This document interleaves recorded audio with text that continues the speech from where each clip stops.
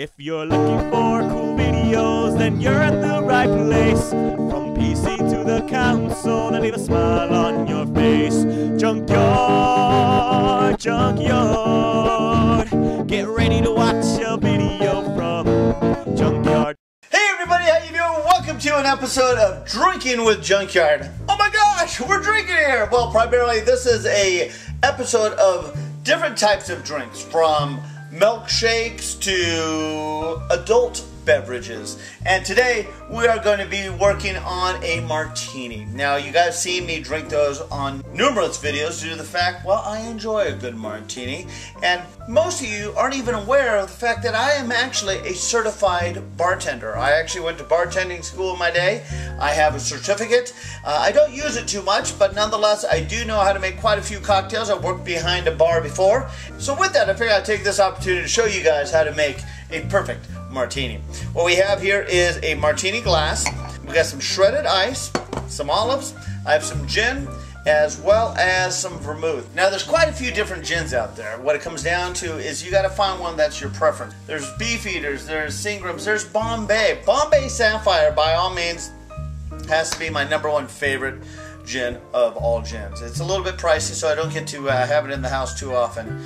And so with that, you know, so there are definitely some very cost-effective alcohols out there. Now, again, when it comes to drinking alcohol, I drink it for the flavor. I do not drink it to get drunk. I drink it because I enjoy the aspect of drinking. Again, I'm 46 years old, so with that said, I am old enough to enjoy a nice cocktail in the evening on occasions. Again, I don't drink every night, and nor should anybody else out there, in my opinion. But what it comes down to is you should drink responsibly, never drink and drive, and always wait to drink till you're old enough to drink according to your country's standards. All right? Okay, so what we have here is we have a glass. Now, we want to go ahead and get this glass chilled a little bit. So we're going to actually take some ice and put it in there. Now, if I had some club soda, I'd actually add a little bit of club soda to that, because that adds a little splash, as well as it cools the glass even quicker. Now, I went ahead and refilled my shaker with additional ice. We're going to go ahead and add some vermouth now to it. Now, the vermouth we want to add, when it comes to a martini, you just want to literally add just a dash. You don't want to add a lot at all. And with that, go ahead and shake it up. Now, if you don't have a shaker, you could just use a glass, as far as a pint glass or something like that, and that would be fine. Now, the ice has literally got all the vermouth off of it.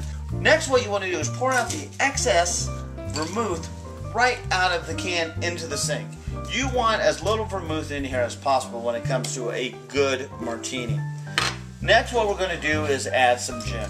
Now, you can use vodka if you want. A lot of people like vodka martinis. I use a gin, and with this, as this pour goes, you want to get to the point where you're going to actually add about 2 jiggers of gin. Now, each jigger is about 1 ounce of gin. I just poured that. I already know, because from doing martinis, that's about 2 ounces of gin inside my shaker here. So you want 2 ounces of gin, or 2 jiggers. Now, what we're going to do here is we're actually just going to stir it up. We're not going to shake it. I know you've seen the infamous 007 movies where he goes, shaken, not stirred. The proper way for a martini is actually just to stir it. If you end up shaking it, you end up getting a lot more air into the gin than you actually would prefer to have when enjoying it. So stirring it is actually the proper method. Now we're going to go ahead and take the ice that's inside our chilled martini glass and dump that out. As you can see, it's got a nice fog around it. We're going to put the lid right here, and then just pour this right into the glass.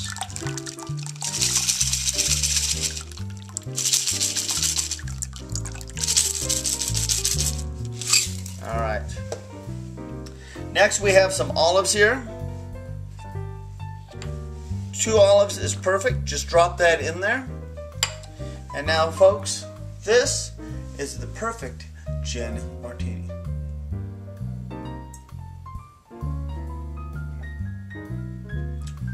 Oh, that's nice.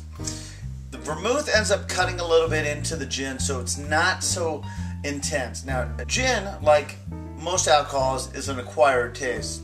But what it comes down to is if you do enjoy the spirits of the world out there, and you get an opportunity to try a martini made properly, I'm telling you, it's one of those drinks that just is very relaxing. Excellent. Well, this has been an episode of Drinking with Junkyard. Needless to say, keep drinking.